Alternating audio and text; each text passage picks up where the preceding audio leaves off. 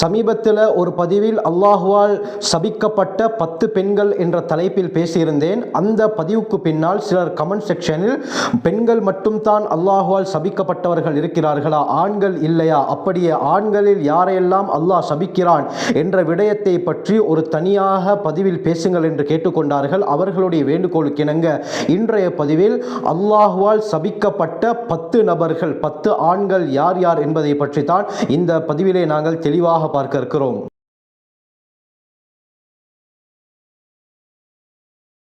அல்ஹம்துலில்லாஹி ரப்பில் ஆலமீன், அஸ்ஸலாத்து வஸ்ஸலாமு அலா ரசூலில்லாஹி அம்மா பஅத். கண்ணியத்திற்குரிய இறைவனின் நல்லடியார்களே, அல்லாஹ்வின் சாந்தியும் சமாதானமும் என்றென்றும் நம் அனைவர் மீதும் உண்டாவதாக. சமீபத்திய ஒரு பதிவில் அல்லாஹ்வால் சபிக்கப்பட்ட 10 பெண்கள் என்ற தலைப்பில் நான் பேசியிருந்தேன். ஒரு விடயத்தை நாங்கள் நன்றாக விளங்கிக் கொள்ள வேண்டும். அந்த 10 பெண்களுக்கு அல்லாஹுடைய சாபம் எந்த தவறு செய்வதனால் கிடைக்குமோ அதே தவறை ஆண்கள் செய்தால் அல்லாஹுடைய சாபம் அந்த ஆண்களுக்கும் கிடைக்கும். இதே போலத்தான் இன்றைய பதிவில் நான் சில விடயங்களை பேச இருக்கிறேன். அதிலே எந்த பெண்கள் எல்லாம் அந்த தவறுடனும் சம்பந்தப்படுகிறார்களோ ஆண்களுக்கு சாபம் கிடைப்பது போல அந்த பெண்களுக்கும் அல்லாஹுடைய சாபம் கிடைக்கும். இதை நாங்கள் நன்றாக விளங்கிக் கொள்ள வேண்டும். அந்த அடிப்படையில் அல்லாஹுடைய சாபத்தை பெற்ற 10 நபர்கள் ஏராளமாக ஹதீஸ்ல ஸல்லல்லாஹு அலைஹி வஸல்லம் சொல்லியிருக்கிறார்கள். அதிலும் குறிப்பாக 10 நபர்களை பற்றி தான் இந்த பதிவிலே நான் பேச இருக்கிறேன். அதிலே முதலாவது நபர் யார் என்று பார்த்தால், பெண்களுக்கு ஒப்பாகக்கூடிய ஆண்களை ஹஜ்ரத் ஸல்லல்லாஹு அலைஹி வஸல்லம் அவர்கள் சபித்திருக்கிறார்கள். அல்லாஹுடைய சாபம் இவர்களுக்கு இருக்கிறது. புகாரியுடைய 5885வது ரிவாயத் இப்னு அப்பாஸ் ரலியல்லாஹு அன்ஹு அறிவிக்கிறாங்க. இமாம் புகாரி ரஹ்மத்துல்லாஹி அலைஹி அவர்கள் இந்த ஹதீஸை கிதாபுல் லிபாஸ் என்ற பாடத்துக்கு கீழால கொண்டு வருகிறார்கள். லஅன ரசூலுல்லாஹி ஸல்லல்லாஹு அலைஹி வஸல்லம் அல் முத்தஷப்பிஹீன மினர் ரிஜாலி பின் நிசா, ஆண்களில் இருந்தும் பெண்களுக்கு ஒப்பாகக்கூடிய அந்த ஆண்களை ஹஜ்ரத் ஸல்லல்லாஹு அலைஹி வஸல்லம் அவர்கள் சபித்திருக்கிறார்கள். ஹஜ்ரத் ஸல்லல்லாஹு அலைஹி வஸல்லம் அவர்கள் சபித்தார்கள் என்றால் நிச்சயமாக அது அல்லாஹ் சபித்ததற்கு சமம். மறுமையானவர்களே, இதே போல வல் முத்தஷப்பிஹாத்தி மினன் நிசாஇ பிர்ரிஜால், பெண்களிலும் ஆண்களுக்கு ஒப்பாகக்கூடிய பெண்களையும் ஹஜ்ரத் ஸல்லல்லாஹு அலைஹி வஸல்லம் அவர்கள் சபித்திருக்கிறார்கள். இன்றைய காலத்திலே நாங்கள் எடுத்துக்கொண்டால் பெண்கள் அணியக்கூடிய ஆடைகளை போல சில ஆண்கள் அணிவதை நாங்கள் பார்த்திருக்கிறோம். இதே போல கைகளுக்கு காப்புகளை அணிகிறார்கள், இதே போல காது குத்துகிறார்கள், ஹெல்ஸ்பேன் வூல்பேன் போன்றவற்றை முடிகளுக்கு போடுகிறார்கள். இதே போல பல மேக்கப்புகளை பெண்களுக்கு உரித்தான சில விடயங்களை அணிந்து இவர்கள் என்ன செய்கிறார்கள், பெண்களுக்கு ஒப்பாகிறார்கள். நாடகம், திரைப்படம் என்ற பாணியிலும் சில ஆண்கள் பெண்களைப் போல வேடமிட்டு அவர்கள் பெண்களாகவே மாறுகிறார்கள். இந்த அனைவரையும் ஹஜ்ரத் ஸல்லல்லாஹு அலைஹி வஸல்லம் அவர்கள் சபித்திருக்கிறார்கள். இதே போலத்தான் மறுமுனையில் ஹஜ்ரத் ஸல்லல்லாஹு அலைஹி வஸல்லம் அவர்கள் சபித்தார்கள் சில பெண்களை, ஆண்களுக்கு ஒப்பாகக்கூடிய பெண்களை ஸல்லல்லாஹு அலைஹி வஸல்லம் அவர்கள் சபித்தார்கள். அந்த பதிவிலும் இதை பற்றி நான் தெளிவாக பேசியிருந்தேன். ஆண்களை போல உடை நடை பாவனையில் ஈடுபடக்கூடிய பெண்களையும் ஹஜ்ரத் ஸல்லல்லாஹு அலைஹி வஸல்லம் அவர்கள் சபித்திருக்கிறார்கள். இரண்டாவது அல்லாஹ்வுடைய சாபத்தை பெற்ற நபர் யார் என்று பார்த்தால், தன்னுடைய சொந்த தந்தையை மறுத்து இன்னொருவரை சுட்டிக்காட்டி இவர்தான் என்னுடைய தந்தை என்று சொல்லக்கூடிய மனிதர், இவருக்கும் அல்லாஹ்வுடைய சாபம் இருக்கிறது. அருமையானவர்களே, புகாரியுடைய 6767வது ரிவாயத் இமாம் புகாரி ரஹ்மத்துல்லாஹி அலைஹி அவர்கள் இந்த ஹதீஸை கிதாபுல் ஃபராயித் என்ற பாடத்துக்கு கீழால கொண்டு வருகிறார்கள். சஅத் இப்னு அபி வக்காஸ் ரலியல்லாஹு அன்ஹு அறிவிக்கிறாங்க, ஸல்லல்லாஹு அலைஹி வஸல்லம் அவர்கள் இந்த விடயத்தை எந்த அளவுக்கு பயங்கரமாக கருதினார்கள் என்றால், மனித்தஆ இலா கைரி அபீஹி வஹுவ யஅலமு அன்னஹு கைரு அபீ, யார் ஒரு மனிதர் தந்தை இல்லாத ஒருவரை இவர் என்னுடைய தந்தை என்று வாதிடுகிறாரோ, வஹுவ யஅலமு அன்னஹு கைரு அபீ, இவருக்கு நன்றாக தெரியும் அவர் என்னுடைய தந்தை இல்லை என்று, அப்படி இருந்தும் இந்த விடயத்தை அறிந்தும் தந்தை இல்லாத இன்னொருவரை யார் தன்னுடைய தந்தை என்று வாதிடுகிறாரோ, ஃபல் ஜன்னத்து அலைஹி ஹராமுன், அவர் சுவர்க்கம் நுழைவது ஹராமாக்கப்பட்டு விட்டது என்று ஸல்லல்லாஹு அலைஹி வஸல்லம் அவர்கள் சொன்னார்கள். இப்னு மாஜாவுடைய ரிவாயத்தில் தெளிவாக சொல்லப்பட்டிருக்கிறது. இதே விடயம் இப்னு மாஜா ரஹ்மத்துல்லாஹி அலைஹி அவர்கள் தங்களுடைய கிதாபுல் ஹுதூத் என்ற பாடத்துக்கு கீழால 2609வது ஹதீஸாக கொண்டு வருகிறார்கள். இந்த ஹதீஸை இமாம் அல்பானி ஸஹீஹ் என்று கூறுகிறார்கள். அப்துல்லாஹ் பின் அப்பாஸ் ரலியல்லாஹு அன்ஹு அறிவிக்கிறாங்க, மனின் தஸப இலா கைரி அபி, தன்னுடைய சொந்த தந்தை இல்லாத இன்னொருவரை யார் தன்னுடைய சொந்த தந்தை என்று சொல்கிறாரோ, ஃபஅலைஹி லஅனத்துல்லாஹி வல் மலாயிகத்தி வன் நாஸ் அஜ்மஈன், அஜ்மயின், அந்த மனிதரின் மீது அல்லாஹ்வுடைய சாபமும் மலக்குமார்களுடைய சாபமும் அனைத்து மனிதர்களுடைய சாபமும் உண்டாகட்டும் என்று ஹஜ்ரத் ஸல்லல்லாஹு அலைஹி வஸல்லம் அவர்கள் சொல்லியிருக்கிறார்கள். இந்த மனிதரை அல்லாஹ் சபிக்கிறான். தன்னுடைய தந்தையை மறுத்துவிட்டு இன்னொருவரை தன்னுடைய தந்தை என்று வாதாடக்கூடியவர்கள் இன்று எத்தனையோ பேர் இருக்கிறார்கள். இது பயங்கரமான பாவம். அருமையானவர்களே, சொத்துக்களுக்கு ஆசைப்பட்டு சில உலக ஆதாயங்களுக்கு ஆசைப்பட்டு தன்னுடைய சொந்த தந்தையை மறுத்து சிலர் என்ன செய்கிறார்கள், தன்னுடைய ஏழை தந்தையை சொசைட்டிக்கு முன்னால் நிறுத்துவதற்கு வெட்கப்பட்டு ஒரு பணக்கார மனிதரை தன்னுடைய தந்தை என்று சொல்லக்கூடியவர்களும் எத்தனையோ பேர் இருக்கிறார்கள். இது பயங்கரமான பாவம். அல்லாஹுடைய மலக்குமார்களுடைய மனிதர்களுடைய சாபம் இவருக்கு இருக்கிறது. அது மட்டுமல்ல, இவருக்கு சுவர்க்கம் நுழைவதும் ஹராம் என்று ஸல்லல்லாஹு அலைஹி வஸல்லம் சொல்லியிருக்கிறார்கள். இதை நன்றாக நாங்கள் மனதிலே வைத்துக் கொள்ள வேண்டும். இது ஆண்களுக்கு மட்டுமல்ல, பெண்களும் இதே போலத்தான். தன்னுடைய தந்தை அல்லாத ஒருவரை வாதிட்டால் அந்த பெண்களுக்கும் இதே நிலைத்தான். அருமையானவர்களே, அல்லாஹ் நம் அனைவரையும் பாதுகாக்க வேண்டும். மூன்றாவது மனிதர் யார் என்று சொன்னால், தன்னுடைய பெற்றோரை சபிக்கக்கூடியவர்கள். முஸ்னத் அஹ்மதுடைய 2913வது ரிவாயத் அப்துல்லாஹ் பின் அப்பாஸ் ரலியல்லாஹு அன்ஹு அறிவிக்கிறாங்க. இந்த ஹதீஸை இமாம் அஹ்மது ரஹ்மத்துல்லாஹி அலைஹி அவர்கள் முஸ்னது அப்துல்லாஹ் பின் அப்பாஸ் என்ற பகுதிக்கு கீழால் கொண்டு வருகிறார்கள். ஸல்லல்லாஹு அலைஹி வஸல்லம் சொன்னார்கள், லஅனல்லாஹு மன் லஅன வாலிதை, யார் தன்னுடைய பெற்றோரை சபிக்கிறாரோ சாபமிடுகிறாரோ அந்த பிள்ளை அந்த மனிதருக்கும் அல்லாஹ் சபிக்கிறான், அல்லாஹ் தன்னுடைய சாபத்தை விடுகிறான் என்று ஸல்லல்லாஹு அலைஹி வஸல்லம் சொன்னார்கள். பெற்றோரை எந்த காரணத்தாலும் சபிப்பதற்கு அனுமதி கிடையாது. ஏன்? அவர்கள் இல்லாவிட்டால் நாம் இந்த உலகத்திலே வந்து இருக்க முடியாது. அருமையானவர்களே, கஷ்டப்பட்டு நம்மை வளர்த்தெடுத்து இந்த உலகத்திலே ஒரு ஆளாக ஆக்கியவர்கள் அந்த பெற்றோரை எந்த காரணத்தை கொண்டும் சபிப்பதற்கு இஸ்லாத்திலே அனுமதி கிடையாது. அப்படி யாராவது சபித்து விட்டால் அல்லாஹ்வுடைய சாபம் அவருக்கு கிடைக்கும் என்று ஸல்லல்லாஹு அலைஹி வஸல்லம் அவர்கள் தெளிவாக சொல்லியிருக்கிறார்கள். நான்காவது அல்லாஹ்வுடைய சாபத்தை பெற்ற மனிதர் யார் என்று சொன்னால், தன்னுடைய மனைவியுடன் உறவு கொள்ளும் பொழுது பின் துவாரத்தின் மூலம் உறவு கொள்ளக்கூடியவர், அதாவது மலம் வெளியாகக்கூடிய அந்த துவாரத்தின் மூலம் உறவு கொள்ளக்கூடிய மனிதரையும் ஹஜ்ரத் ஸல்லல்லாஹு அலைஹி வஸல்லம் அவர்கள் சபித்திருக்கிறார்கள். அபூதாவுதுடைய 2162வது ரிவாயத் இமாம் அபூதாவுத் ரஹ்மத்துல்லாஹி அலைஹி அவர்கள் இந்த ஹதீஸை கிதாபுன் நிக்காஹ் என்ற பாடத்துக்கு கீழால் கொண்டு வருகிறார்கள்.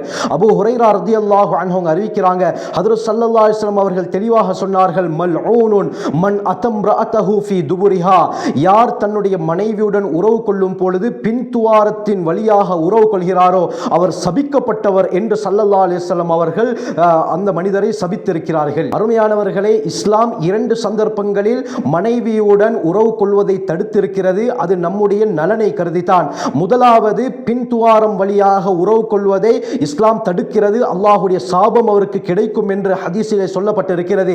இரண்டாவது, ஒரு பெண் மாதவிடாயுடன் இருக்கும் பொழுது அந்த சந்தர்ப்பத்திலே அந்த பெண்ணுடைய உறுப்பிலே அவர் உறவு கொள்வதையும் இஸ்லாம் தடுக்கிறது. இந்த 2 விடயத்தை நாங்கள் நன்றாக விளங்கிக் கொள்ள வேண்டும். திர்மிதி உடைய 135வது ரிவாயத் இமாம் திர்மிதி ரஹ்மத்துல்லாஹி அலைஹி அவர்கள் இந்த ஹதீஸை அப்வாபு தஹாரத்தி அன் ரசூலில்லாஹி ஸல்லல்லாஹு அலைஹி வஸல்லம் என்ற பாடத்துக்கு கீழால கொண்டு வருகிறார்கள். இந்த ஹதீஸை இமாம் அல்பானி சஹீஹ் என்று கூறுகிறார்கள். அபூ ஹுரைரா ரலியல்லாஹு அன்ஹு அறிவிக்கிறாங்க, ஹஜ்ரத் ஸல்லல்லாஹு அலைஹி வஸல்லம் எந்த அளவுக்கு சொன்னார்கள் என்றால், மன் அத்தா ஹாயிதன், ஒரு பெண் ஹைதுடன் மாதவிடாயுடன் இருக்கும் சந்தர்ப்பத்திலும் அவ் இம்ரஅத்தன் ஃபீ துபுரிஹா, அல்லது பின் துவாரத்தின் வழியாக ஒரு மனைவியுடன் யார் உறவு கொள்கிறாரோ, இதே போல அவ் காஹினன், அல்லது குறி சொல்பவரிடத்திலே வந்து யார் குறி கேட்கிறாரோ, ஃபக்கத் கஃபர பிமா உன்ஸில அலா முஹம்மதின் ஸல்லல்லாஹு அலைஹி வஸல்லம், ஹஜ்ரத் ஸல்லல்லாஹு அலைஹி வஸல்லம் அவர்களுக்கு இறக்கப்பட்ட இந்த குர்ஆனை அவர் முற்றாக மறுத்தவராகிவிட்டார் என்று இந்த 3 பேருடைய விடயத்திலே ஸல்லல்லாஹு அலைஹி வஸல்லம் அவர்கள் தீர்ப்பளித்தார்கள். ஆகவே இந்த 2 விடயத்தை நாங்கள் நினைவு கொள்ள வேண்டும். இந்த 2 சந்தர்ப்பங்களில் நாங்கள் உறவு கொள்வதை தவிர்த்து கொள்ள வேண்டும். நம்மிலே சிலர் ஒரு குர்ஆன் ஆயத்தை தவறான முறையிலே விளங்கிக் கொண்டு இந்த குர்ஆனில் தான் எல்லாம் சொல்லப்பட்டிருக்கிறது, ஆகவே பின்துவாரம் வழியாக உறவு கொள்ள முடியும் என்று அந்த விடயங்களில் ஈடுபடுகிறார்கள். இது தெளிவாக இஸ்லாத்திலே ஹராமாக்கப்பட்ட விடயம். அருமையானவர்களே, அது என்ன ஆயத்து? சூரா நிசாவுடைய நிசாஉக்கும் ஹர்சுல் லக்கும் ஃபஅத்து ஹர்ஸக்கும் அன்னா ஷி'தும், நிசாஉக்கும் உங்களுடைய மனைவிமார்கள் இருக்கிறார்களே, ஹர்சுல் லக்கும் உங்களுக்குரிய விளைச்சல் நிலங்கள், ஃபஅத்து ஃபஅத்து ஹர்ஸக்கும் அன்னா ஷி'தும், நீங்கள் விரும்பிய பிரகாரம் உங்களுடைய விளைச்சல் நிலங்களுக்கு வாருங்கள் என்று குர்ஆன் ஆயத் வருகிறது. இதை தவறுதலாக விளங்கிக் கொண்டு சிலர் என்ன செய்கிறார்கள், எந்த நிலையில் எந்த சந்தர்ப்பத்தில் எப்படி வேண்டுமானாலும் நாங்கள் எங்களுடைய மனைவிமார்களுடன் உறவு கொள்ள முடியும் என்று சொல்லி இந்த விடயத்திலும் அவர்கள் ஈடுபடுகிறார்கள். ஆனால் அருமையானவர்களே, இந்த ஆயத்து எந்த சந்தர்ப்பத்தில் யாருக்காக இறங்கியது என்பதை நாங்கள் நன்றாக விளங்கிக் கொள்ள வேண்டும். சஹீஹ் முஸ்லிமுடைய 1435வது ரிவாயத். இந்த ஹதீஸை இமாம் முஸ்லிம் ரஹ்மத்துல்லாஹி அலைஹி அவர்கள் கிதாபுன் நிக்காஹ் என்ற பாடத்துக்கு கீழால கொண்டு வருகிறார்கள். ஜாபிர் ரலியல்லாஹு அன்ஹு அவர்கள் அறிவிக்கிறார்கள், கானத்தில் யஹூது தகூல், இந்த யூதர்கள் இவ்வாறு சொல்லக்கூடியவர்களாக இருந்தார்கள். இதா அத்தர் ரஜுல் இம்ரஅத்தஹு மின் துபுரிஹா ஃபீ குபுலிஹா, யூதர்கள் என்ன சொன்னார்கள் என்றால், ஒரு மனிதர் தன்னுடைய மனைவியுடன் உறவு கொள்ளும் பொழுது அந்த மனைவிக்கு பின்னால் இருந்த வண்ணம் மனைவியுடன் உறவு கொண்டால் கானல் வலது அஹ்வல, இந்த சந்தர்ப்பத்திலே உறவு கொண்டு அதன் மூலமாக குழந்தை பிறந்தால் அந்த குழந்தை கண் குறைபாடுடன் தான் பிறக்கும் என்ற ஒரு வதந்தியை இந்த யூதர்கள் பரப்பினார்கள். இந்த சந்தர்ப்பத்தில் தான் அல்லாஹ் சூரா நிசாவுடைய ஆயத்தை இறக்கி, நிசாஉக்கும் ஹர்சுல்லக்கும், உங்களுடைய மனைவிமார்கள் உங்களுடைய விளைச்சல் நிலங்கள், நீங்கள் விரும்பிய பிரகாரம் அந்த விளைச்சல் நிலங்களிலே மேய்ந்து கொள்ளுங்கள் என்ற ஆயத்தை அல்லாஹ் இறக்கி இந்த வதந்தியை அல்லாஹ் இல்லாமலாக்கிறான். இந்த விடயத்திலிருந்து நாங்கள் என்ன விளங்கிக் கொள்ள வேண்டும், இஸ்லாம் முக்கியமாக தடுப்பது பின் துவாரம் வழியாக உறவு கொள்வதைத்தான். மாற்றமாக பின்னால் வந்து அந்த மனைவியுடன் ஹலாலான முறையிலே உறவு கொள்வதை இஸ்லாம் அனுமதிக்கிறது. இந்த விடயத்தை நாங்கள் தெளிவாக விளங்கிக் கொள்ள வேண்டும். ஆகவே யார் தன்னுடைய மனைவியுடன் உறவு கொள்ளும் பொழுது பின்துவாரம் வழியாக உறவு கொள்கிறாரோ இவருக்கு அல்லாஹ்வுடைய சாபம் இருக்கிறது என்று ஹஜ்ரத் ஸல்லல்லாஹு அலைஹி வஸல்லம் அவர்கள் தெளிவாக சொல்லியிருக்கிறார்கள். ஐந்தாவது நபர் யார் என்று சொன்னால், வட்டியுடன் தொடர்பு படக்கூடிய நபர். இந்த வட்டியுடன் யாரெல்லாம் தொடர்பு படுகிறார்களோ அனைவரையும் ஹஜ்ரத் ஸல்லல்லாஹு அலைஹி வஸல்லம் அவர்கள் சபித்திருக்கிறார்கள், அல்லாஹ்வுடைய சாபம் இருக்கிறது என்று கூறியிருக்கிறார்கள். சஹீஹ் முஸ்லிமுடைய 1598வது ரிவாயத். இமாம் முஸ்லிம் ரஹ்மத்துல்லாஹி அலைஹி அவர்கள் இந்த ஹதீஸை கிதாபுல் முசாகாத் என்ற பாடத்துக்கு கீழால கொண்டு வருகிறார்கள். ஜாபிர் ரலியல்லாஹு அன்ஹு அறிவிக்கிறாங்க, ஹஜ்ரத் ஸல்லல்லாஹு அலைஹி வஸல்லம் அவர்கள் எப்படி சபித்தார்கள் என்றால், லஅன ரசூலுல்லாஹி ஸல்லல்லாஹு அலைஹி வஸல்லம் ஆகிலர் ரிபா வ மூகிலஹு வ காதிபஹு வ ஷாஹிதைஹி. ஹஜ்ரத் ஸல்லல்லாஹு அலைஹி வஸல்லம் அவர்கள் வட்டியை சாப்பிடக்கூடியவர், வட்டியை கொடுப்பவர், அந்த வட்டியை எழுதக்கூடியவர், அந்த வட்டிக்கு சாட்சியாக இருக்கக்கூடிய இரண்டு நபர்கள் அனைவரையும் ஹஜ்ரத் ஸல்லல்லாஹு அலைஹி வஸல்லம் அவர்கள் சபித்தார்கள். ஹும் சவா, இந்த அனைவரும் பாவத்திலே சமமானவர்கள் என்றும் ஸல்லல்லாஹு அலைஹி வஸல்லம் அவர்கள் சொல்லியிருக்கிறார்கள். ஆகவே வட்டியுடன் யாரெல்லாம் தொடர்பு படுகிறார்களோ அனைவரும் அல்லாஹ்வுடைய சாபத்தை பெற்றவர்கள். குர்ஆன் தெளிவாக கூறுகிறது, ஃபைல்லம் தஃஅலு, இவர்கள் இந்த வட்டியிலிருந்து தவிர்ந்து கொள்ளவில்லை என்று சொன்னால் ஃபஅஸனு பிஹர்பி மினல்லாஹி வ ரசூலி, அல்லாஹ்வுடனும் அவருடைய தூதருடனும் யுத்த பிரகடனம் செய்யட்டும் என்று அல்லாஹ்வே இந்த மனிதரை யுத்தத்துக்காக வேண்டி அழைக்கிறான். அந்த அளவுக்கு பயங்கரமான பாவம் தான் இந்த வட்டி. ஆகவே இந்த வட்டியுடன் சம்பந்தப்பட்ட அனைவரையும் அல்லாஹ் சபிக்கிறான். நபி அவர்களுடைய சாபம் இருக்கிறது. ஆறாவது நபர் யார் என்று பார்த்தால், லஞ்சத்தை பெறுபவர், லஞ்சத்தை கொடுப்பவர். இந்த இருவருக்கும் அல்லாஹ்வுடைய சாபம் இருக்கிறது. முஸ்னத் அஹ்மதுடைய 9031வது ரிவாயத், இது சஹீஹான ரிவாயத்.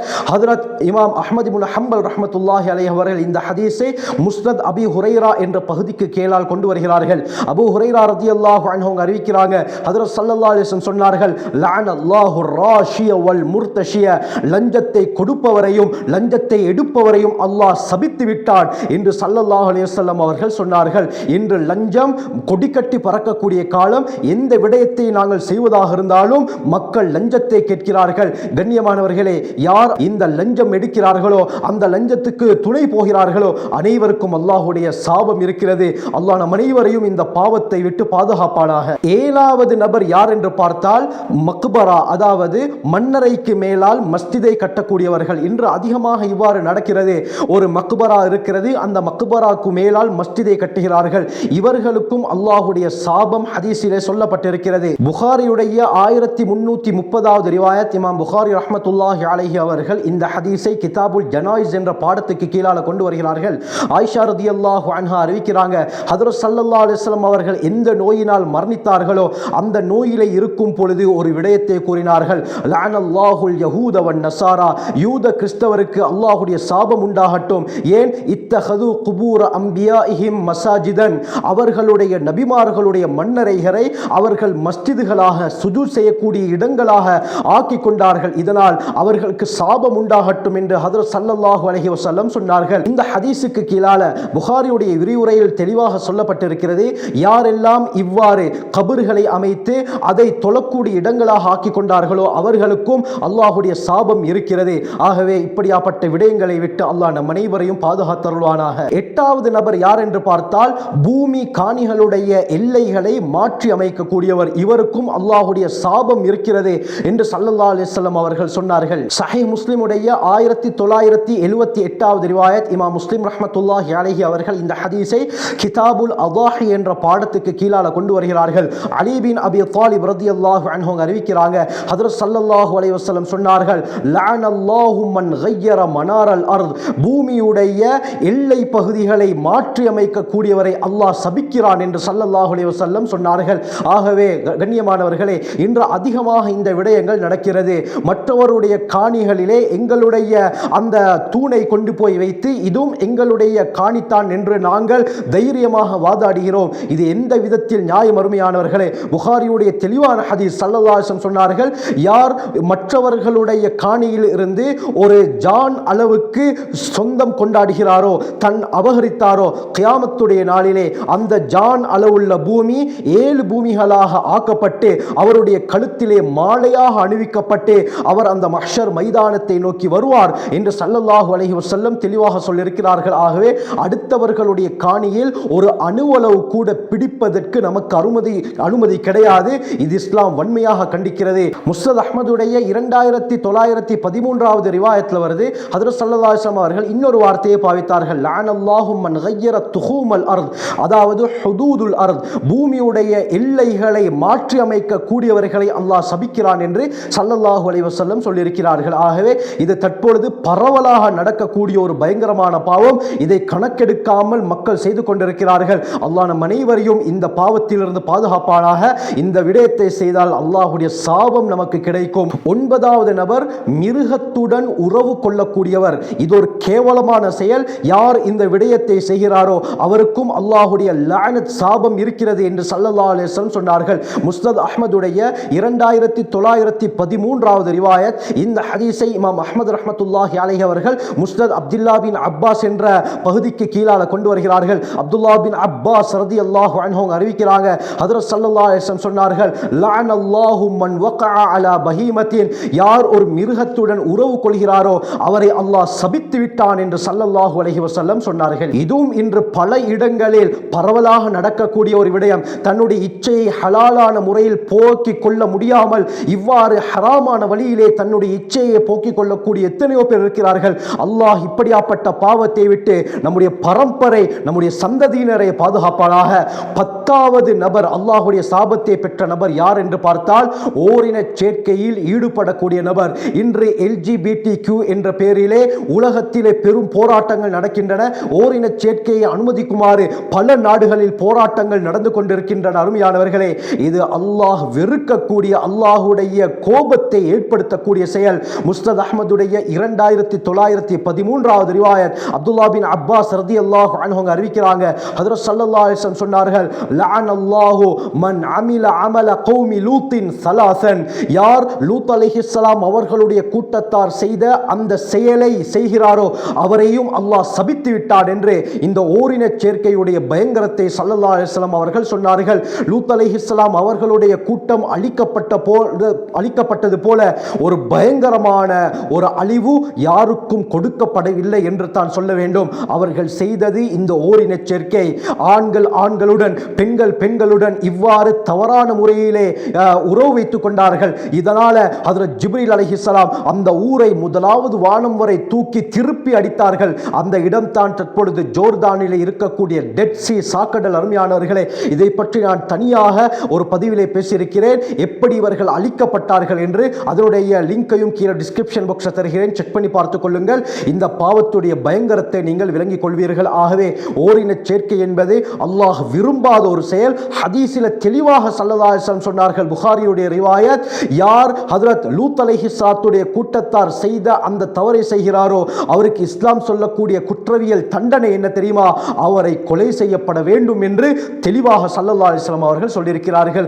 ஆகவே ஓரின சேர்க்கை என்பது அல்லாஹ் விரும்பாத ஒரு செயல், அல்லாஹுடைய சாபத்தை ஏற்படுத்தக்கூடிய ஒரு செயல். இதில் யார் ஈடுபடுகிறார்களோ அல்லாஹுடைய சாபம் நிச்சயமாக அவர்களுக்கு கிடைத்துவிட்டது.